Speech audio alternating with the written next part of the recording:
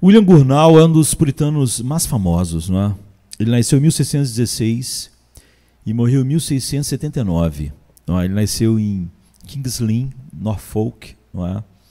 E ele foi batizado em 17 de novembro de 1616. E ele é mais conhecido por uma obra chamada O Cristão com a Armadura Completa, né? Que foi publicada na época em 3 volumes. O primeiro saiu em 1655, depois o segundo em 1658 e depois 1662. Mas, na verdade, essa obra gigantesca, não é, consiste de vários sermões que ele pregou sobre Efésios 6, não é, na pregação regular na sua igreja. Efésios 6, de 10 a 20. Então, essa obra é considerada um clássico da guerra espiritual. Por exemplo, o puritano Richard Baxter, né, que nasceu em 1615 e morreu em 1691, e John Flavel, que nasceu em 1627 e morreu em 1691 também, eles falam muito da obra de William Gurnall.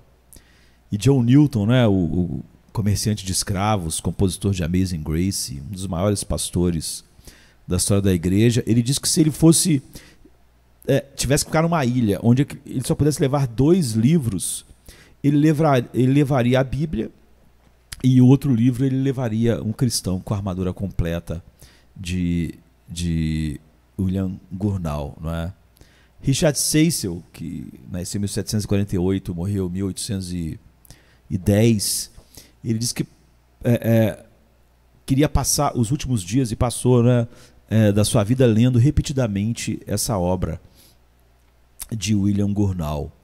E Charles Spurgeon, ele comenta que o trabalho de Gurnall é inigualável, inestimável, e que cada linha do trabalho está cheia de sabedoria, e que ele tinha lido o livro inúmeras vezes, e, na opinião dele,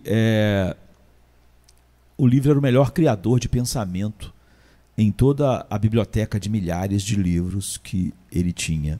Tá? Então, toda a obra é baseada em Efésios 6, de 10 a 20, uma passagem famosa: tomai toda a armadura de Deus, enfim. E eu queria então falar a respeito dessa obra.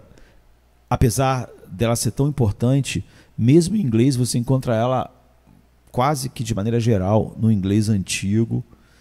E então vou fazer vários vídeos sobre a obra, passando toda a ideia, não é? Todo o ensino de William Gurnall nessa obra, que é considerado esse clássico da guerra espiritual.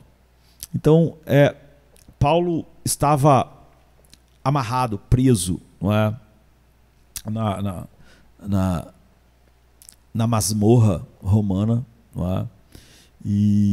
Mas não tão preso a ponto de que caneta e papel lhe fossem negados. É como Gurnall começa.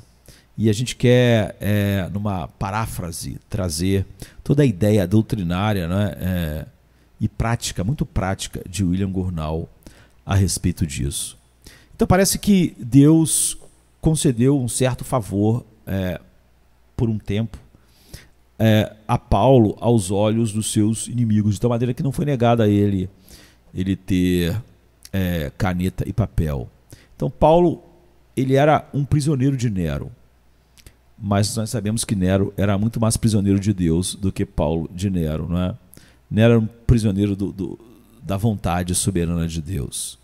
Enquanto Deus trabalhou por Paulo em sua soberania, ele encontrou então amigos tanto no tribunal quanto na prisão.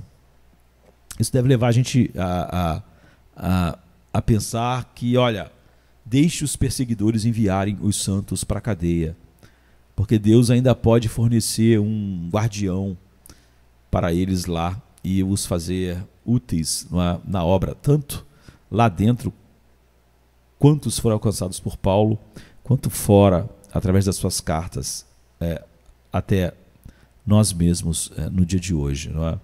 Então, como esse grande apóstolo passa seu tempo na prisão. Muitas dessas pessoas passariam um tempo na prisão chafurdando na sua situação, né? Mas Paulo não passa o tempo na prisão, já que ele teve acesso a papel e caneta, publicando injúrias contra aqueles, embora sendo eles homens terríveis que o prenderam. Ele não passa escrevendo sobre essas pessoas, quão ruim elas são. E uma demonstração de zelo, a gente vê que os santos sofredores daqueles tempos conheciam. Não é? Nem Paulo passa tempo escrevendo planos políticos ou tentando pensar em como ele poderia sair do seu problema através de bajulação sórdida ou conformidade pecaminosa com os grandes e os poderosos da sua época. Não é? Algumas pessoas teriam usado qualquer artimanha para abrir o caminho para a sua liberdade e não hesitariam em escapar pela porta da frente através dessas artimanhas com os poderosos ou pela porta dos fundos mesmo, não é?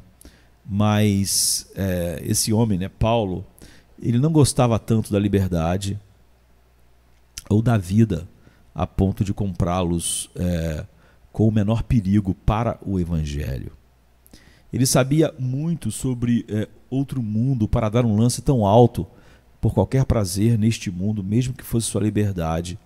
E assim ele não se importa com o que os seus inimigos possam fazer com ele, sabendo que ele iria estar em breve com Cristo, quer eles quisessem ou não. Em vez de estar ali deprimido, apavorado, ele tem tempo, clareza e um espírito cheio de gozo e alegria para escrever cartas e abençoar a igreja. Não é? O que estava sobre ele lá na cadeia não era nenhuma dessas coisas, mas o grande cuidado que ele tinha pelas igrejas de Cristo como um fiel mordomo. E ele trabalha então não em sua própria causa e problema, não é? Mas sim para colocar a casa de Deus em ordem antes da sua partida, que está próxima. E nós não lemos que despachos foram enviados ao tribunal para obter liberdade, habeas corpus, mas nós sabemos de muitas igrejas, né, que receberam cartas, as cartas que chegaram a nós, como Palavra de Deus e tantas outras, né, enviando cartas para ajudá-los a permanecer firmes na liberdade pela qual Cristo os libertou. Então não há como estar quieto, não é?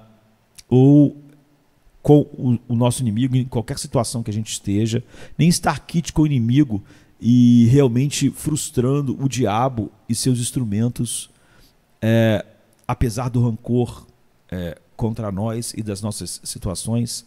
É claro que sim. Não é?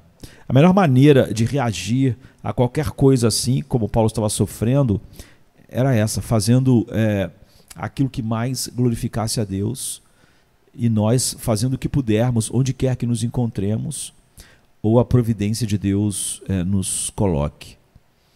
O diabo, a gente podia dizer que teria deixado Paulo em paz se ele soubesse que suas prisões dariam as cartas às igrejas para sempre, não é? Porque assim que Paulo, entrou na prisão, uma pregação irrompeu diante do qual as portas da prisão, Satanás, não puderam fazer nada. Portas das prisões de pecadores pelo Império Romano todo se abriram e os pobres pecadores saíram por causa do Evangelho. Então nós ficamos felizes por pessoas como Onésimo e por outros que Paulo tenha, apesar de ter sido mandado para a prisão, ainda foram veículos para que a verdade fluísse, né? Deus tinha um encargo para Paulo e para esses outros, com o qual o diabo nunca sonhou quando colocou eles na prisão. E além disso, Paulo não prega na prisão apenas, ele prega na prisão, ele diz que muitos da guarda pretoriana se converteram, mas ele prega para fazer todo o mal que pode ao reino das trevas. ele envia suas epístolas às igrejas para que, provando o seu espírito em suas aflições e lendo sua fé, não é, através da verdade pregada e da postura dele diante de todas as coisas que ele vivia, eles estivessem prontos, não é? Eles fossem confirmados, entre os quais os crentes em Éfeso. E eles eram caros ao seu pensamento como igreja de Cristo. E como nós podemos ver em sua permanência com eles por 2 anos, por exemplo, em Atos 19:10, como ele ficou ali, é a igreja que ele gastou mais tempo, não é, plantando, como também pelo fato de ter chamado, por exemplo, os anciãos de Éfeso a Mileto, na sua última viagem para Jerusalém, que está em Atos 20:17, para dizer adeus a eles e falar que eles nunca mais veriam o seu rosto neste mundo.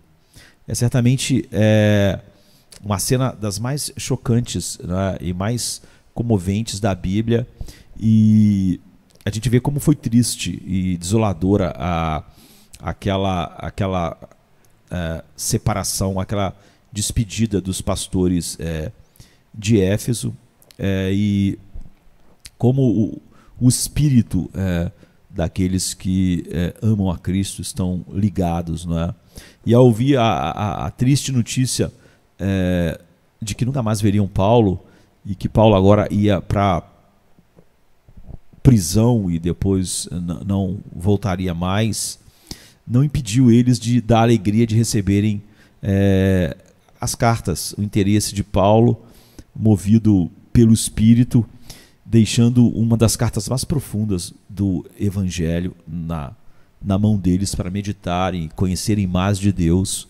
E eles poderiam receber a notícia da morte de Paulo com muito mais consolo, por causa, por exemplo, da carta aos Efésios, com força, com capacidade de viver para Deus naquele ambiente e no Império Romano tão oposto à verdade de Deus. Então, na primeira parte da carta de Paulo aos Efésios, ele se levanta, né, nos mistérios da fé, e é a carta mais profunda nisso. E na segunda parte, de acordo com o seu método usual em todas as suas cartas, ele começa a fazer a aplicação, onde nós encontramos, então, ele pegando todas essas verdades como pilares, né, em uma poderosa exortação de como o coração ser incendiado por elas e persuadir eles então a andar de maneira digna do chamado. Efésios 4:1. E essa é a aplicação que é alcançada quando a vida do cristão é tão transparente que a graça do Evangelho brilha com poder através de como nós reagimos a todas as coisas, aos nossos relacionamentos, não é? E ilumina um lugar escuro. Então, Paulo faz a aplicação dessa verdade em todas as relações, né? Marido, mulher, pais, filhos, senhores e servos, e pressiona a verdade da beleza de Cristo sobre eles, que se manifesta numa vida piedosa. E depois de colocar cada coisa dessa em seu lugar, ele sente um dever particular e sábio, né, de alinhar todos como um exército e mostrar que no fundo é o que nós somos nesse mundo. E Paulo é como se tivesse colocado todos como um exército diante dele, e está falando com soldados, né? E ele faz um discurso incrível diante do acampamento de Éfeso. Todos são soldados nessa batalha. E ele usa então o quê? Frases marciais, como melhor convém à vocação do cristão, que é a guerra contínua contra o mundo, a carne e o príncipe deste mundo. E a gente poderia dizer que essa parte, esses versos do capítulo 10, ele contém duas partes. Primeiro é um encorajamento breve, mas eu diria que é doce e poderoso, né, em Efésios 6:10.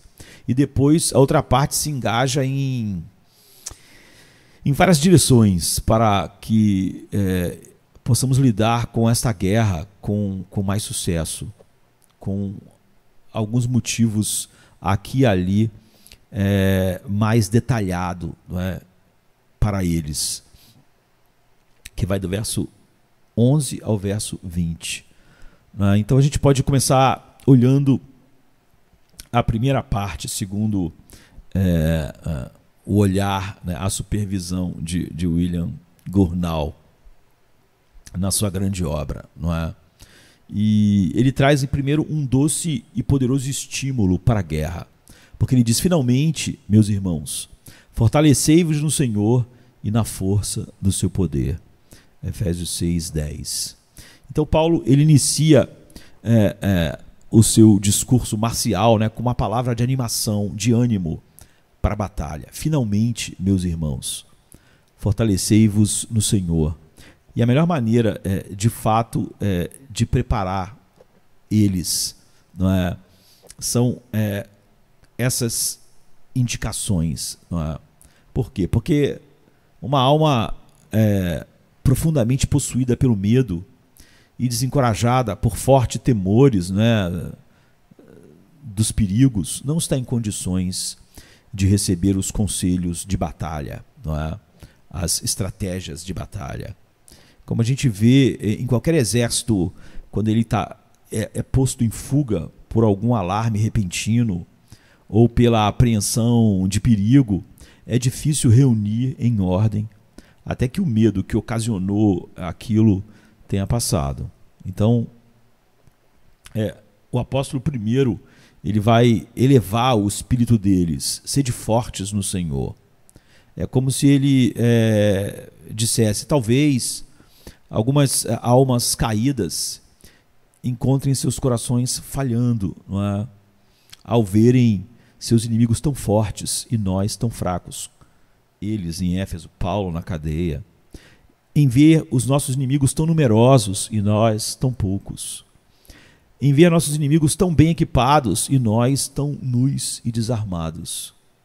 Em ver os nossos inimigos tão hábeis e peritos em armas, mas nós, soldados verdes, né, inexperientes e toscos.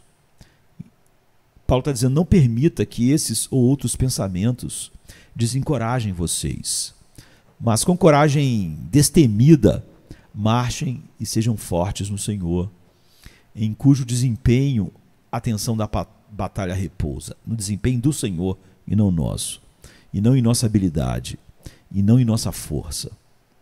Então não é o menor cuidado e habilidade de um ministro em dividir a palavra, pressionando o dever do cristão para não oprimir o seu espírito com o peso simplesmente do que nós devemos fazer ou enfrentar, não é? Colocando sobre os ombros da criatura e não sobre a força do Senhor. Nós não precisamos diminuir o que o Evangelho é, porque nós não colocamos o peso dessa realização no homem, mas no poder do Espírito Santo, né? E na obra que ele fez em nós, nos regenerando, e como o livro de Efésios começa mostrando como nós temos toda sorte de bênçãos espirituais em Cristo. E é isso que Paulo ensina aqui. Ele quer que eles sejam fortes no Senhor e na força do seu poder, e não de nenhuma outra forma. Nada que dependa da sua estrutura emocional, do seu temperamento, ou de nada disso, da sua criação, tão somente no Senhor e na força do seu poder. Não é? Então, quando a gente pega isso, a gente pode dividir em 4 pontos. Não é? Primeiro, um nome de família, não é? Meus irmãos, fortalecei-vos. Ele começa mostrando como eles são um. Segundo, uma exortação: sejam fortes. Terceiro, uma direção de advertência que é anexado, não é, a essa exortação: sejam fortes no Senhor. Em quarto lugar, uma expansão encorajadora de direção e na força do seu poder, ou em seu grande poder. Então, os primeiros pontos, não é? A denominação, meus irmãos. Então, e junto com a exortação, sejam fortes. Nós temos um nome de família, não é? Isso nós vamos falar depois. E a exortação, sejam fortes, ou seja, valentes. Tão comumente usada é essa expressão nas Escrituras, não é? Por exemplo, em 2 Crônicas 32:7, seja forte e valente. Ou digam aos temerosos, sejam fortes. Isaías 35:4. Ou unam todas as forças de suas almas e reúnam as suas forças, porque tudo o que puderem fazer ou alcançar será útil para vocês, porque essa força vem do Senhor e da força do seu poder. Então, o cristão, entre todos os homens, ele precisa de coragem, né, e determinação. E guerra espiritual, Paulo está dizendo, começa aqui. Na verdade, não há nada que eu faça como cristão ou possa fazer que não seja um ato de coragem. Um espírito covarde está abaixo do dever mais baixo de um cristão. Então seja forte e corajoso para que você possa, é o que o apóstolo Paulo diz, possa o quê? Estar em batalha contra essas nações guerreiras. A gente, por exemplo, mencionou Josué, não é? Quando Deus disse para ele, seja forte e valente. Deus disse o quê? Para que você possa enfrentar essas nações guerreiras que estão em Canaã? Não é? Ele disse para ele ser forte e valente, para que, Deus disse a Josué, você cuide de observar toda a lei que meu servo Moisés lhe ordenou. Josué 1:7. Isso quer dizer que você precisa de mais habilidade e grandeza de espírito para obedecer a Deus fielmente do que para comandar um exército de homens numa grande batalha. Ou seja, ser um cristão verdadeiro do que ser um capitão no campo de batalha. No entanto, isso não pode ser feito corretamente sem um espírito que eu diria, entre aspas, principesco, não é? Como se diz que Jacó se comportou como um príncipe, quando ele não fez nada além de orar, não é? Para o qual ele saiu do campo como um padrão de Deus para nós. E de fato, se o que uma pessoa carnal realiza se chama oração, nada é mais pobre e mesquinho do que a definição de oração que está sendo usada, não é? Tal pessoa é tão estranha a esse empreendimento, a verdadeira oração, quanto o soldado covarde aos feitos de um capitão corajoso, não é? Então o cristão em oração se aproxima de Deus com uma humilde audácia de fé. E ele agarra, luta com ele, sim, ele não o deixará ir sem uma bênção como Jacó. Ou seja, sem que sua vida se torne mais apta para glorificar a Deus, e tudo isso em face dos seus próprios pecados e da justiça divina que ele lançou sobre ele, não é? A partir da boca ardente da lei que exigia a nossa condenação, enquanto a ousadia pelo novo e vivo caminho nos leva ao trono de Deus. Então, sem uma verdadeira compreensão do Evangelho, não é? Nós somos apenas filho da ignorância em nossa mente e da dureza no coração, de modo que não sentimos nossos pecados e não conhecemos o perigo e nos precipitamos para ele, que logo se quebra, não é? Quando nossa consciência desperta e alarma e se alarma, não é? Nós não podemos ser fortes no Senhor e na força do seu poder, não podemos ficar firmes, não é? porque seus pecados estão sobre ele, como os filisteus caíram sobre Sansão. Então, com medo, o pobre coitado larga a arma, né, como um soldado, e foge da presença de Deus e do campo de batalha com o culpado Adão, e não ousa olhar na face de Deus. Então, de fato, não há dever em todo o curso do cristão de caminhar com Deus ou agir em nome de Deus no campo de batalha que não esteja cercado de muitas dificuldades que atiram nele flechas como inimigos, não é? Através de uma muralha, enquanto ele marcha para casa, né? para o céu. Porque você é colocado para disputar, eu diria, nesse mundo, cada centímetro de terreno à medida que você avança. Nada o mundo, a carne e Satanás deixam de graça. Então, existe apenas algumas almas de espírito nobre, ou seja, verdadeiramente regenerados, que se atrevem a tomar o céu, entre aspas, à força, não é? Já tendo posse dele pela graça soberana. Essa mesma graça opera a grande batalha aqui no mundo. E elas estão aptas para esse chamado por causa do chamado soberano. E com Paulo, em suas aflições e combates, não é? Paulo foi um soldado que, em aflições e combates, ele avançou cada centímetro do campo de batalha até o último dia, até a sua morte. E é assim que os filhos de Deus avançam. E para fixar mais esse ponto, veja alguns serviços ou chamados que todo cristão realiza. Primeiro, o cristão deve proclamar e buscar uma guerra irreconciliável contra seus pecados íntimos, por mais profundo que estejam em seus corações. Aqueles pecados que estiveram mais próximos do seu coração devem agora ser pisoteados sob seus pés. É por isso que Davi ele ora, guardei-me da minha iniquidade. Agora, que valor a resolução disso requer? Por exemplo, você acha que Abraão foi testado de propósito, não é? Quando foi chamado para levar o seu filho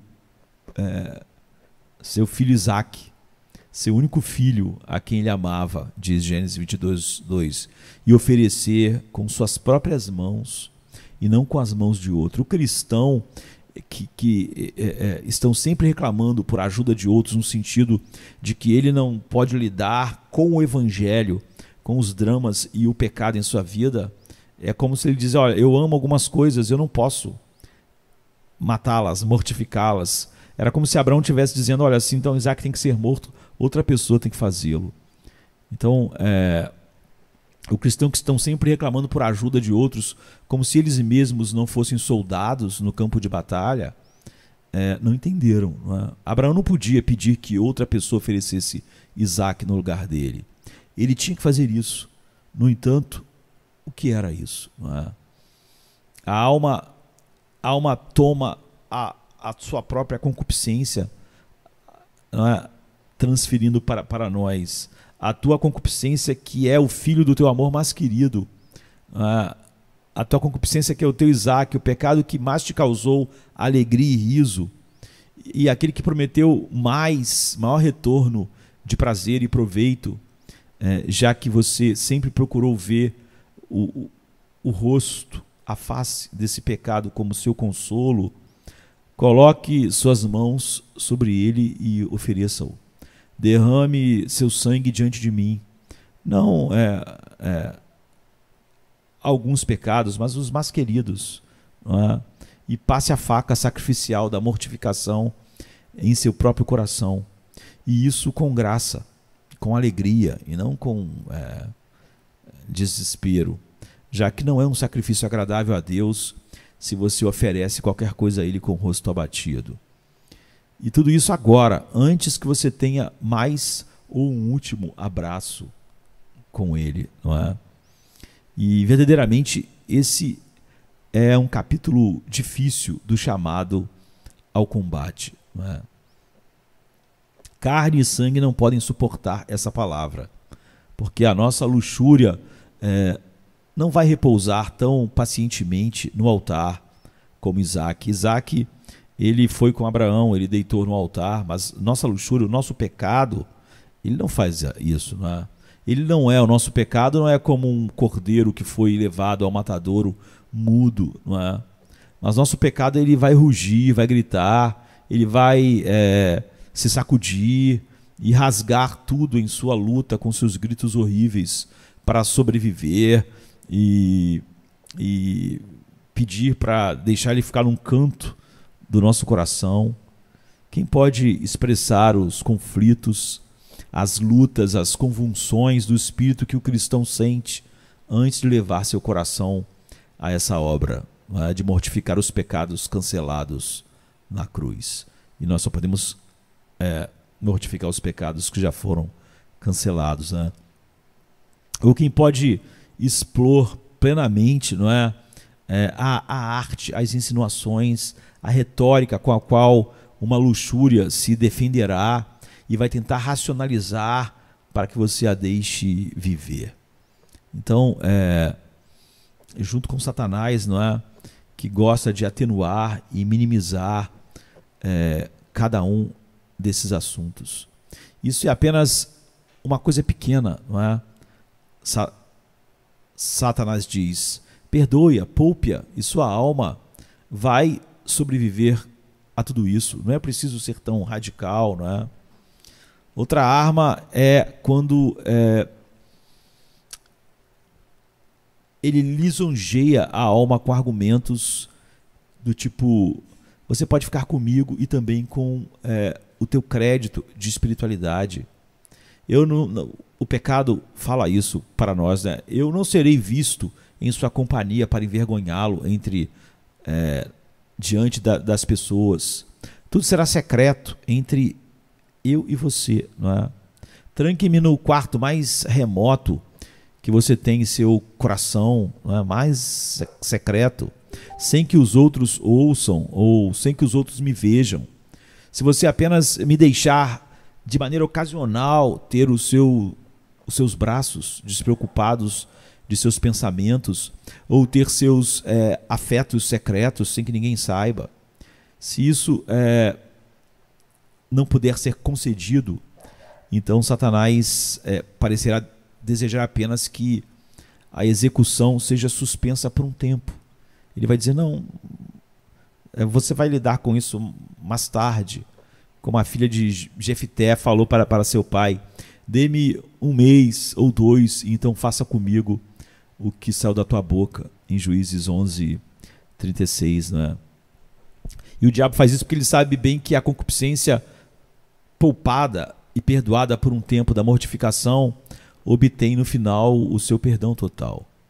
Então, eles recuperam o seu favor com a alma e continuam morando lá. Agora, que resolução é necessária para romper com tanta violência e importunação e, apesar de tudo isso, fazer a execução? Nesse ponto, os bravos espadachins do mundo se mostram meros covardes, né? Que saíram do campo com bandeiras, saíram para a guerra com bandeiras de vitória e então acabam morrendo escravos da vil luxúria em casa, né, secretamente. No campo de batalha eles pareciam ser tão grandes, não é? Como é dito de um general importante romano que, ao passar por Roma em sua carruagem triunfal, né, vindo de uma grande batalha, não tirou os olhos de uma cortesã que passeava na rua. E o historiador diz: veja como esse grande general, que havia conquistado exércitos tão poderosos, é conquistado por uma mulher sensual, como Sansão, como Davi, não é? Tão poderosos no campo de batalha, mas capturados assim, não é? Em segundo lugar, o cristão deve andar de uma maneira única, não conforme a aparência do mundo, como Romanos 12:2 diz. Nós somos ordenados a não nos conformarmos com este mundo, isso é, a não nos acomodarmos aos costumes, mentalidade, filosofia estrutura de pensamento desse mundo que não vive para a glória de Deus. Então o cristão ele não deve ser de natureza tão complacente a ponto de cortar o manto da sua profissão de fé, não é? O tecido da sua profissão de fé, o manto da sua crença na verdade bíblica de acordo com a moda dos tempos ou o humor da sociedade e cultura em que ele se encontra. Como aquele cortesão numa história antiga que foi perguntado como é que ele poderia manter sua posição em tempos tão mutáveis como a Idade Média, né? Em que um príncipe era pelo papado e o outro príncipe era contra o papado. Como é que ele ia poder, como é que ele conseguia se manter, né, numa época tão volátil como aquela? E ele respondeu que ele não era um carvalho teimoso, ele era um vime torto que podia ceder ao vento. Para onde o vento estava soprando forte a cada dia, ele podia ceder. Mas não é assim o cristão, não é? Ele deve permanecer firme em seus princípios e não mudar seus hábitos. O cristão deve ser realmente um carvalho, mas com isso ele deve mostrar livremente que ele é um cidadão do céu e ele só pode mostrar isso por sua santa constância na verdade. Agora, a que ódio, a que armadilhas, a que perigo essa singularidade e firmeza expõe cada cristão no campo de batalha da vida.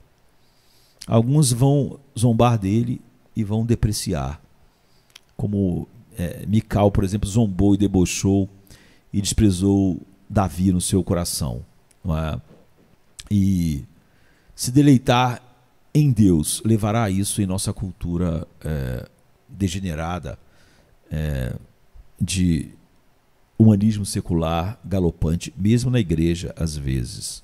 Então, de fato, o mundo considera o cristão, por sua singularidade de vida, um tolo no mundo, que como a gente pode acreditar, deu origem a uma denominação pela qual geralmente expressam que os homens são tolos. Por exemplo, os puritanos sendo chamados de puritanos assim na época deles, dessa maneira pejorativa. Então, tal pessoa, diziam há séculos atrás, é um mero Abraão. E isso não era um elogio, não é? Mas era um tolo de acordo com o mundo. E por que usava essa expressão? Ele é um mero Abraão. Porque Abraão fez o que a razão carnal, o ídolo do mundo, não é, ridiculariza como mera loucura. Ele deixou uma herança presente na casa do seu pai, na sua cidade, para ir para um lugar onde ele não sabia, era desconhecido, para receber uma herança que ele não sabia quando e como seria recebida e desfrutada. E, em verdade, todos os santos em Cristo, né, são chamados de tolos pelo mundo sábio, entre aspas. Você conhece o homem por suas falas, disse o rei Jeú aos seus companheiros quando perguntado por que eles deviam ouvir aquele louco que não era senão um profeta, né, em 2 Reis 9:11. Agora, é preciso coragem para desprezar a vergonha que o cristão deve esperar encontrar por sua singularidade, não é? Vergonha é o que a natureza orgulhosa mais despreza, não é? Hoje em dia as pessoas têm mais dificuldade. A gente não, aqui, por exemplo, no Ocidente, não estamos sendo perseguidos violentamente pelo Evangelho. Então, por que a igreja cedeu tanto ao humanismo secular? Porque vergonha é o que a natureza orgulhosa mais despreza e teme. E para evitar, muitos não ousam confessar Cristo abertamente, como João 7,13 diz que alguns que criam em Cristo faziam, não é? Muitos perdem o céu porque têm vergonha de ir para lá com vestes de tolo, vestido de um tolo diante do mundo. E além disso, Assim como alguns zombam, outros não vão só zombar, outros perseguirão até a morte, simplesmente por causa desse desacordo nos princípios e práticas do cristão com eles. É o que aconteceu durante a história, é o que está acontecendo hoje ainda em muitos lugares no mundo. E essa foi uma armadilha armada para, por exemplo, os 3 filhos de Judá. Eles deveriam dançar diante do ídolo de Nabucodonosor ou queimar incenso, não é? Como também é o que fizeram para enredar Daniel, que era um cara que andou tão irrepreensivelmente que seus próprios inimigos deram testemunho de que eles não iam encontrar nenhuma falha nele, senão na singularidade da relação de Daniel com Deus, nesse compromisso, em Daniel 6,5.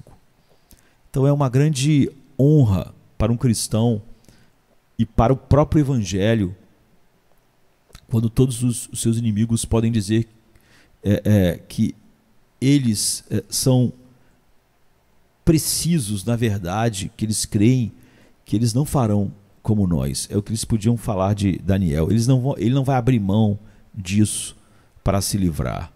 Agora, em um caso como esse, quando o cristão deve se ajustar à cultura ou queimar na fornalha, quando ele deve parar de orar, como era o caso de Daniel, ou se tornar presa de dentes cruéis de homens sanguinários ou de leões, né? Quantas desculpas políticas e distinções de autopreservação a maioria inventaria, não é? Um coração covarde e indeciso inventaria para justificar não ter uma posição que levasse eles a essa situação. Então o cristão que tem uma oposição tão grande deve estar bem seguro, montado na cela da sua profissão de fé, né? Ou então ele logo será desmontado, ele logo vai cair do cavalo, não é?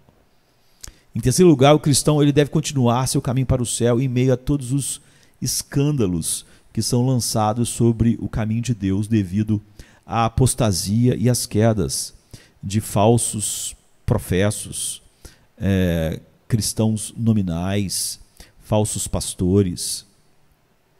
Sempre houve na igreja aqueles que, por seus tristes erros de julgamento e prática, lançaram uma pedra de escândalo no caminho da profissão de fé, diante da qual os cristãos nominais também estão prontos a ver como um impedimento para eles, não é? Sem saber se eles podem se aventurar mais em sua profissão, vendo que aqueles cujos dons eles tanto admiravam estão diante deles chafurdando no sangue da sua profissão de fé morta, né?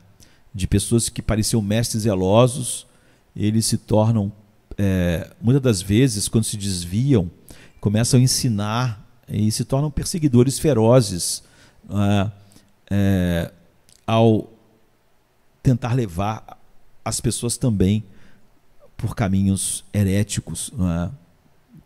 E então de adeptos dos deveres e da beleza do evangelho, eles se tornam cristãos antinomianos, eles não são mais como homens que foram alguns anos atrás, eles são como o vale de Sodoma, que agora é só um pântano, né? Um atoleiro, quando pela sua beleza e fecundidade, no passado ele foi comparado ao jardim do Senhor, como Ló diz, a olhar para lá, né, para o seu tio Abraão. Então nós precisamos de uma santa determinação para suportar todos esses desânimos e não desanimar, como Josué, né, que viveu quando Deus disse para ele ser forte, corajoso e meditar na palavra. Josué viveu para ver todos, exceto alguns poucos do acampamento de Israel, se rebelarem e desejarem retornar ao Egito. Mas assim como um espírito imperturbável, né, ele manteve sua integridade e ele resolveu que, embora nenhum homem lhe fizesse companhia, ele sozinho e sua casa serviriam ao Senhor. Em quarto lugar, o cristão deve confiar em um Deus que se aproxima, não é? Independente das circunstâncias. Isaías 50:10 diz que quem anda nas trevas e não vê a luz, confia no Senhor e permanece no seu Deus. Mas isso requer uma santa audácia de fé, ou seja, se aventurar na presença de Deus, como Esther se aventurou diante de Assuero, quando nenhum sorriso é visto em seu rosto, nem um cetro de ouro da promessa é percebido pela nossa alma para nos encorajar a se aproximar, e então prosseguir com essa nobre resolução, não é? Usando as palavras de Esther: se eu perecer, eu pereci. Esther 4:16. Além disso, confiando não apenas em um Deus que se esconde, mas mais do que isso, em um Deus que mata, não é? Como Jó 13:15 diz: ainda que ele me mate, eu nele esperarei. Não quando apenas o amor de Deus parece escondido, mas quando parece que sua ira está inflamada. Não é? É essa confiança que o verdadeiro cristão deve ter no campo de batalha. Agora, para uma alma vir a Deus por um confiante ato de fé em todas essas circunstâncias, enquanto Deus parece atirar suas flechas nele e franzindo suas sobrancelhas, atirar flechas que parecem envenenadas, é um trabalho árduo, não é? E testará a coragem do cristão em seu propósito de em tudo glorificar a Deus. No entanto, nós encontramos um espírito tão maduro, por exemplo, na pobre mulher, né, de Canaã, que ela pega as flechas que o próprio Cristo lança nela, né, que são disparadas contra ela, e com uma humilde audácia de fé, ela devolve essas flechas em oração. Mas até os cachorrinhos comem das migalhas que caem da mesa do seu Senhor. Em quinto lugar, o crente deve perseverar em sua jornada cristã até o fim da vida. Seu trabalho e sua vida devem sair do palco juntos. Essa é a marca dos verdadeiros eleitos, né? Perseverança, a perseverança final dos santos. Isso acrescenta peso a qualquer outra dificuldade do chamado cristão. Porque nós encontramos muitos que foram para o campo de batalha e gostaram, né, do trabalho de um soldado por uma batalha ou duas, mas logo se cansaram e voltaram para casa. Não é? Mas poucos podem suportar isso como um processo constante até o fim. E essa é a marca daqueles que Deus chamou. Muitos logo se envolvem em deveres sagrados facilmente, não é? E persuadidos a assumir uma profissão de fé, e com a mesma facilidade são persuadidos a deixar por qualquer coisa, não é?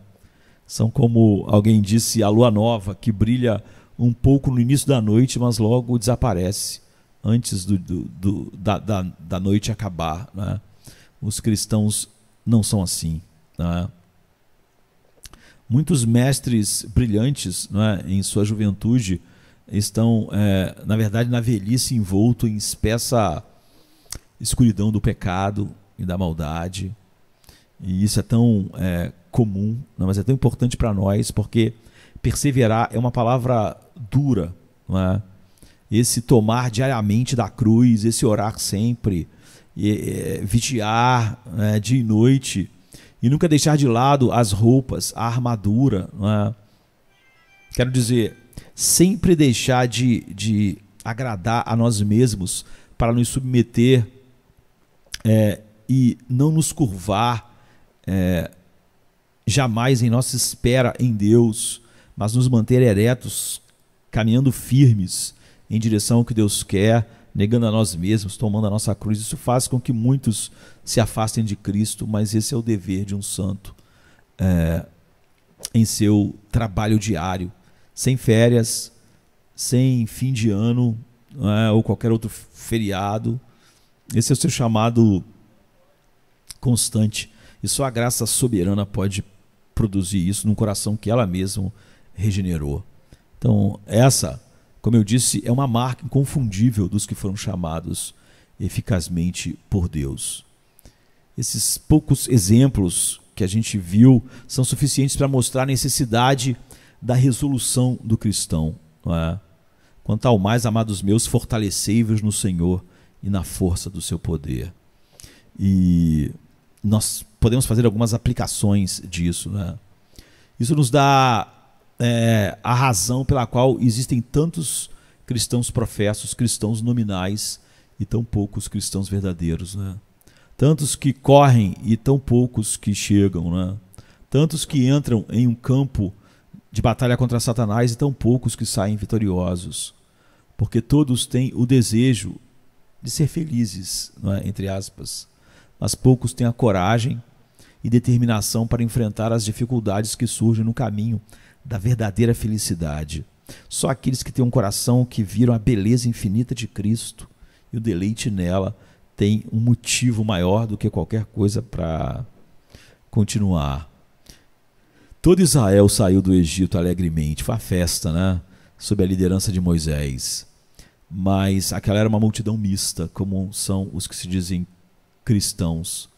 Quando suas barrigas ficaram apertadas com um pouco de fome e os desejos gananciosos da abundância de Canaã pareciam demorar muito, em vez de paz e fartura, eles tinham guerra e carências.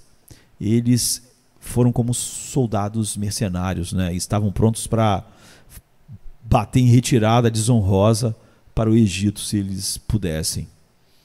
Eu diria que assim a maioria dos que professam o evangelho são. Quando chegam a ter que empurrar a lança e usá-la constantemente, a serem testados no que vão fazer e se recusarem a deixar de perseverar por Cristo, ou eles inventam um evangelho que o mundo pode aceitar, ou eles ficam fartos da companhia de Cristo, né? Desse grande pilotão de soldados, e eles vão embora.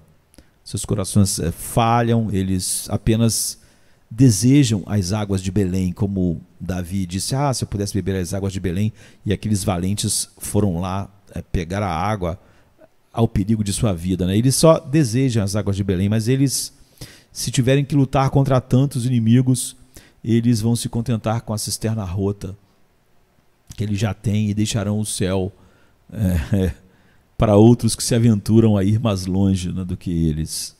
Quantos que pareciam estar junto a Cristo se mostram separados dele no caminho da cruz. Eles são como órfãos, né? Eles caminham 1 milha ou 2 com Cristo, enquanto ele se afasta, né, de todas as esperanças mundanas, como aconteceu com Orfa. Então ele lhes pede que se preparem para dificuldades, mas então eles beijam a Cristo, né, relutantes em perder o céu, mas relutantes em ir para ele a um preço daquilo que é mais caro para eles, que é o mundo, né? E isso evidencia finalmente que eles nunca foram regenerados e chamados. Então, como algumas cabeças preguiçosas que escolhem infantilmente algum trabalho, né, algum ofício mais fácil, mais doce, como a confeitaria, pelo desejo de licor que isso vai lhes dar, dos sabores, mas quando eles encontram com o molho azedo do trabalho, do cansaço que acompanha o trabalho, eles desistem e se cansam do serviço. Toda a escolha tinha sido baseada em não calcular o preço, né, o custo. Assim, a doce isca do evangelho atraiu muitos para amor de escala, que acabam por se ofender com o serviço áspero que exige. Não é? Nós temos que lembrar que Paulo está falando isso para pessoas que ouviram aquele grande evangelho da graça nos primeiros capítulos de Efésios. Sem a base profunda no evangelho da graça, é óbvio que e essa peleja como um soldado não será por uma resposta encantada pela beleza de Cristo, será legalismo, e aí vai acabar também na mesma ruína. Então o escândalo da cruz e o vitupério de Cristo é grande demais, né? E ir em frente assim vai causando um cansaço que faz as pessoas saírem do campo de batalha. E um espírito diferente daquele que o mundo pode dar ou receber é realmente necessário para seguir a Cristo plenamente, com alegria indizível e cheia de glória. Em segundo lugar, que isso nos exorte, então, como cristãos, a trabalharmos por essa santa determinação e destreza no manusear de todas as peças da armadura, não é? Que é tão necessário a nossa verdadeira profissão de fé, que sem ela a gente não pode ser o que professamos ser. Sem a verdadeira obra do Espírito, sem tudo que Deus faz em nós e opera em nós, o querer o efetuar, aquele que começa a boa obra termina, nós nunca poderemos terminar o que supostamente começamos. É por isso que Apocalipse diz que os medrosos e os covardes não herdarão o reino dos céus, eles serão lançados no inferno, em Apocalipse 21. Os que ficam nos duros campos de batalha são os que são os mais que vencedores por aquele que os amou. Os covardes nunca estarão no céu. Quando Paulo diz, quanto mais amados meus, né, irmãos meus, sejam fortes no Senhor, não é? E na força do seu poder, sejam corajosos, ele está falando, contrastando com essa covardia, não é? Não diga que você tem sangue real, alguém disse, correndo em suas veias, e que você é gerado por Deus, a menos que você possa provar sua linhagem com esse espírito heróico, entre aspas, que só pode ser produzido soberanamente pelo Espírito Santo naqueles que ele regenerou, para ousar ser santo, apesar dos homens, dos demônios, apesar da nossa cultura, apesar do que o mundo é, não é? É dito que a águia testa seus filhos com o sol e o voar forçado para fora do ninho, não é? E Cristo testa e mostra seus filhos, seus verdadeiros filhos, aqueles que ele realmente comprou por sua coragem dada pelo Espírito Santo, que faz ele se atrever a encarar a morte, o perigo por causa dele, como está em Marcos 8, 34, 35. Quão, eu diria, desagradável, né? É a gente ver o pecador ousado no pecado, no mundo, nas suas crenças, e um santo temeroso, né? Ver o homem natural decidido a ser mal, no sentido que a Bíblia define, né? E um cristão vacilante em seu caminho, em seu curso santo. É triste ver a culpa colocar a inocência em fuga, né? O inferno dominar o campo, desafiando descaradamente, com bandeiras defraudadas, com palavras claras contra Deus, e a gente vê os santos se esconderem suas bandeiras, suas cores, por vergonha, ou fugirem deles por medo de que antes de se envolverem na batalha, eles já morrem no local, não é? Enquanto lá no mundo as pessoas defendem aquilo que eles acreditam, não é? Quando na verdade nós devemos estar de pé sem jamais trair o glorioso nome de Deus, que quando é traído é invocado com escárnio pelos homens naturais, não é? Então você vê por que Paulo começa assim: coragem, não é? Portanto, ó santos, sede fortes no Senhor e na força do seu poder. Por quê? Porque tua causa é boa, porque o próprio Deus é que está operando o querer e o efetuar, o próprio Deus é que venceu a guerra e agora nos conduz nessas pequenas batalhas. É o próprio Deus que designou seu próprio filho como general no campo, chamado o capitão da nossa salvação, em Hebreus 2:10. E é ele que vai nos conduzir com coragem e trazê-lo para casa com honra. e dizendo: mantenham os olhos fixos no autor, no campeão da nossa fé. Ele viveu e morreu por você, e viverá e morrerá com você. Então, por misericórdia e ternura para com seus soldados, ele os conduz. Então, não tem ninguém como esse capitão, entre outros capitães, não é? A história conta que Trajano, ele rasgou suas vestes para enfaixar a ferida dos seus soldados. E você vê, isso passou a ser um fato contado. Agora, Cristo, ele derramou o seu sangue como bálsamo para curar nossas feridas mortais, né, dos santos. Ele arrancou sua carne para nos enfaixar. Então, quanto às façanhas, em campos de batalha, não há nenhuma que se compare a Cristo.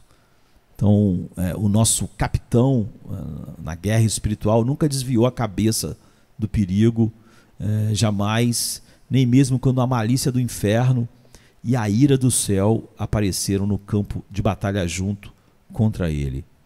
Sabendo que tudo o que ia acontecer com ele estava chegando, ele não se escondeu. Ele disse: quem vocês estão procurando?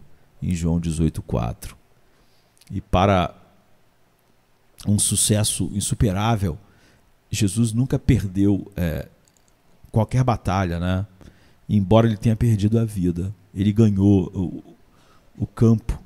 Ele levou seus despojos, eu diria, na carruagem triunfante da sua ascensão, todos os eleitos propiciados, né?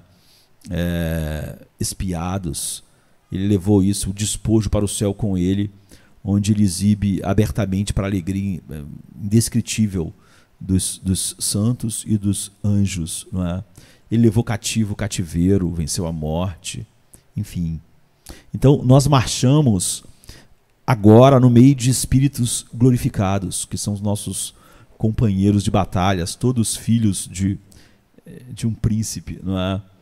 Que, como Paulo, já passaram pelo campo, e como as pessoas em Éfeso que receberam a carta.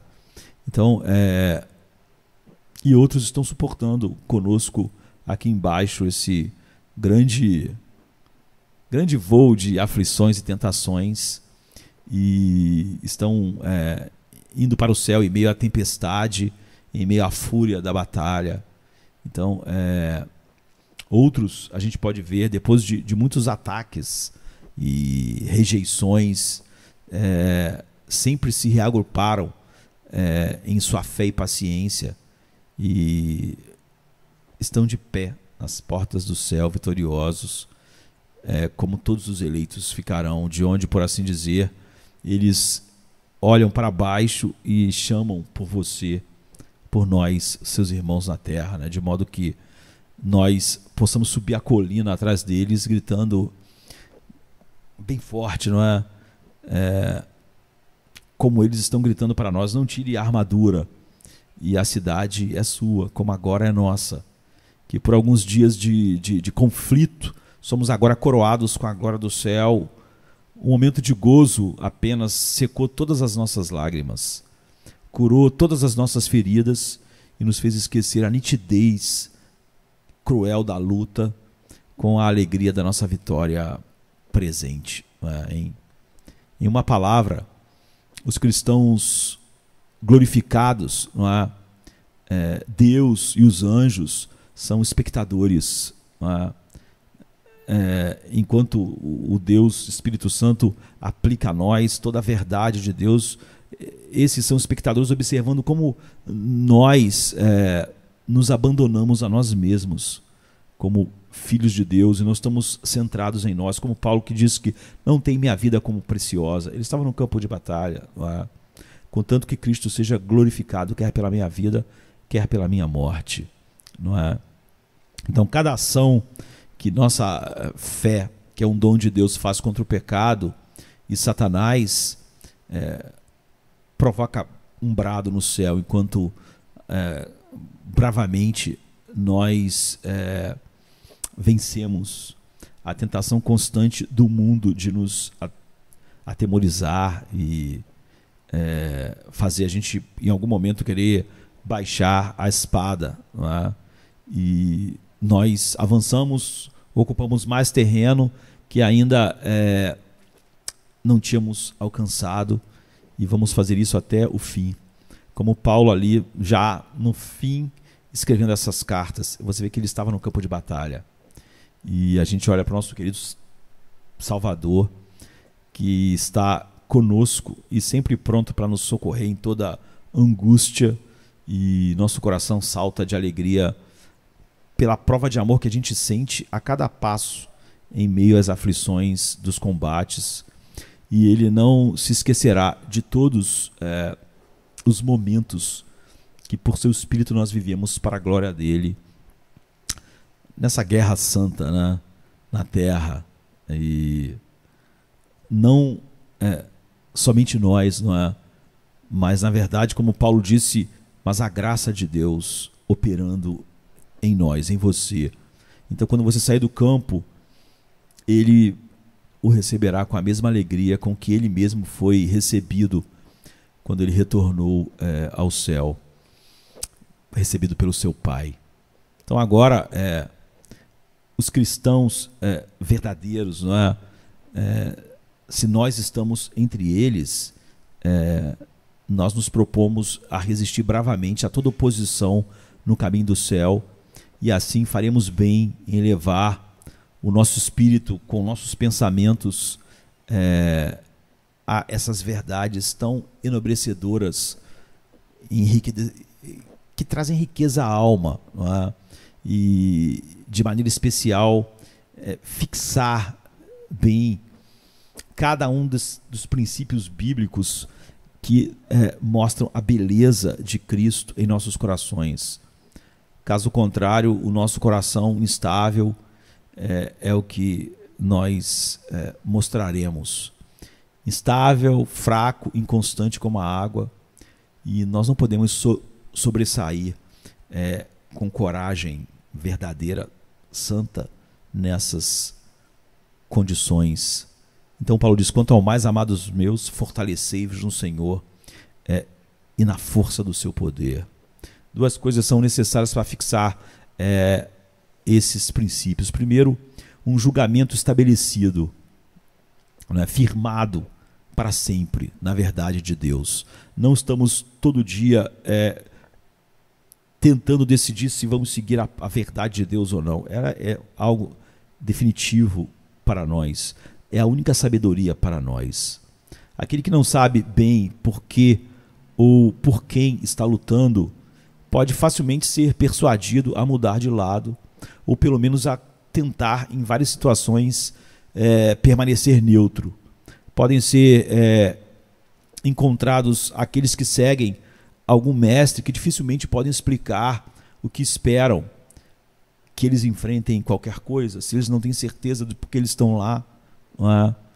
Então, um verdadeiro cristão não pode ter uma compreensão confusa das verdades, não é?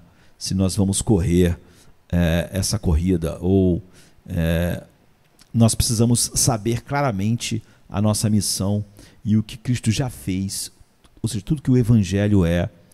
E senão nós somos pessoas instáveis, que todo vento leva para lá e para cá, e todos os acontecimentos, não é? A gente fica parecendo com telhas soltas no telhado da casa, que sempre que tem um vento, sempre que tem alguma coisa, nós somos levados. E se nós tentarmos ser zelosos sem conhecimento, será um zelo cego, e logo todo zelo cego é colocado em debandada vergonhosa, enquanto apenas a santa resolução, construída por princípios firmes apenas na verdade de Deus, na verdade imutável, que ergue a nossa cabeça, né, como uma rocha no meio das ondas, no meio da tempestade. Então é por isso que a Bíblia diz que o povo que conhece o seu Deus se levantará e fará proezas, ou será forte e fará proezas. Daniel 11:32, né? É isso que Paulo está dizendo. Quanto ao mais, amados meus, fortalecei-vos no Senhor e na força do seu poder.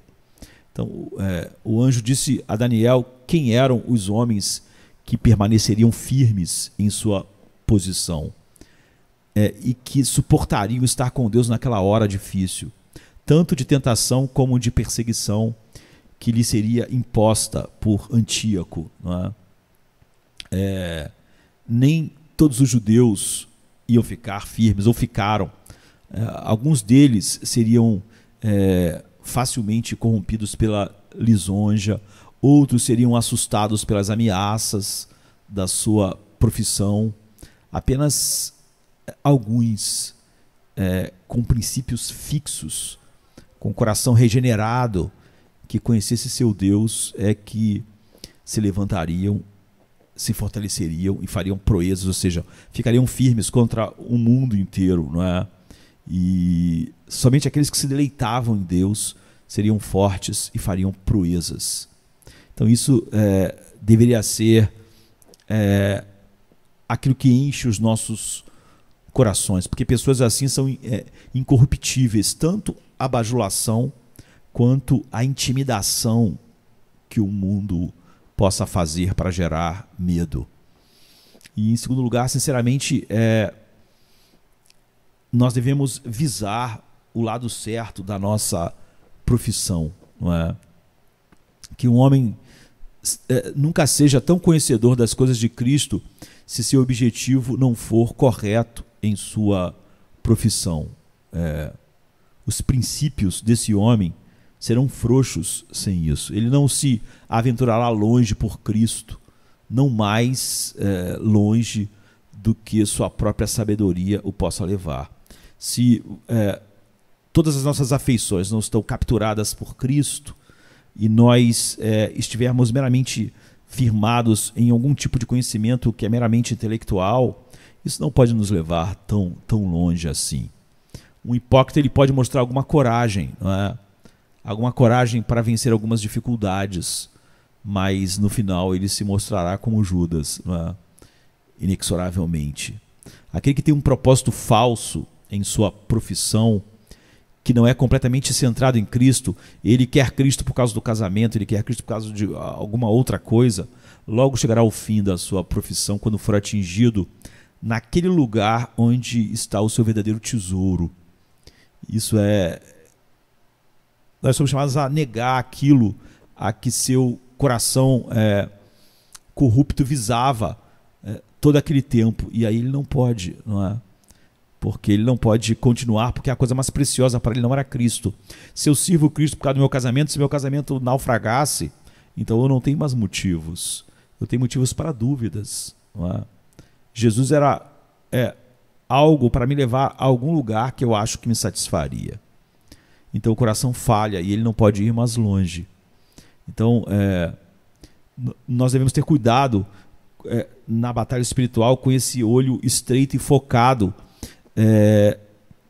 em qualquer coisa, pensando em nosso benefício e prazer, que está fixado em algo abaixo de Cristo e do deleite no próprio Cristo, que é o nosso céu, porque essas coisas que são mais importantes que Cristo, ou pelas quais nós servimos Cristo para ter, vão tirar o nosso coração da onde ele devia estar, porque já tem o nosso coração quando essas coisas caírem. Então, como o profeta diz do vinho e das mulheres, ou seja, o nosso amor, e se o nosso amor for tirado, restará pouco valor para Cristo. Ou seja, se o profeta diz: se o teu amor está no vinho ou nas mulheres, então quando isso é tirado, tudo é tirado. Porque o teu objetivo não era o próprio Deus. Pensem em quão corajoso Jeú foi, enquanto servia a Deus, estava indo por acaso na mesma direção do que o coração dele queria. Jeú foi corajoso no início, ele destruiu a casa de Acabe, os profetas de Baal, e ele disse que ele fez isso tudo porque ele tinha um zelo por Deus. Mas por que Jeú parou de fazer o que ele estava fazendo na metade do serviço? É porque o seu coração nunca, na verdade, foi disposto para Deus. Ele queria ser rei, né? Deus nunca foi o seu tesouro. Então a mesma coisa que alimentou o seu zelo no início, querer ser rei, acabou extinguindo e deixando ele ansioso e mostrando que toda a sua ambição era a coroa e não Deus. Então o desejo de Jeú de um reino o fez zeloso contra a casa de Acabe. Ele disse que isso era um zelo por Deus. Fez ele zeloso para exterminar aqueles que, com o tempo, pudessem disputar o trono com ele. Agora, quando não tinha mais essa ameaça e ele estava estabelecido como rei, ele não ousou continuar com a obra de Deus.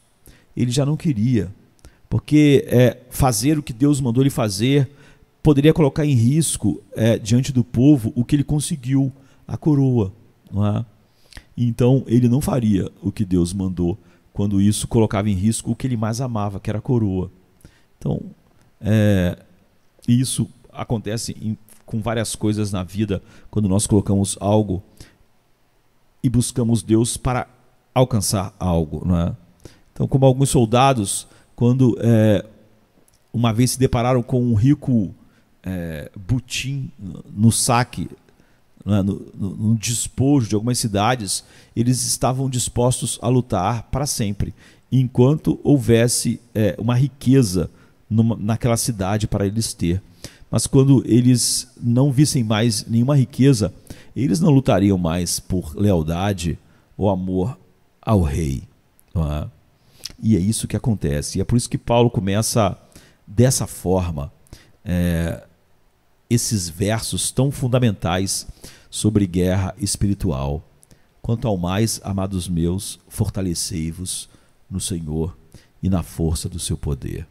Como eu disse, a obra de William Gurnall, ela é enorme, não é? E então nós, sempre que pudermos, vamos fazer mais e mais vídeos até completarmos, para que a gente tenha uma visão geral do que essa obra fala, do que ela toca e de como ela usa, não é, tantas metáforas e tanta sabedoria para nos mostrar o que é ter sido chamado por Deus verdadeiramente, o que é estar no campo de batalha, os motivos que nos colocam no campo de batalha e o poder infinito que faz a gente permanecer no campo de batalha até o fim. Até o fim, como Paulo, que está escrevendo essa carta, já está chegando no fim, está também chegando no fim da sua vida.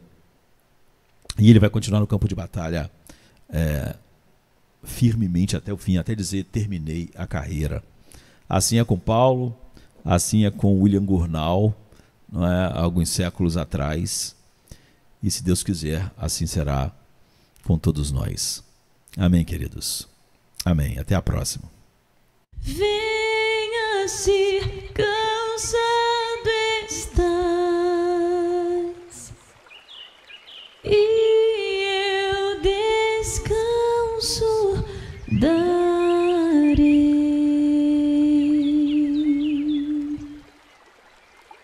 Tu descansarás.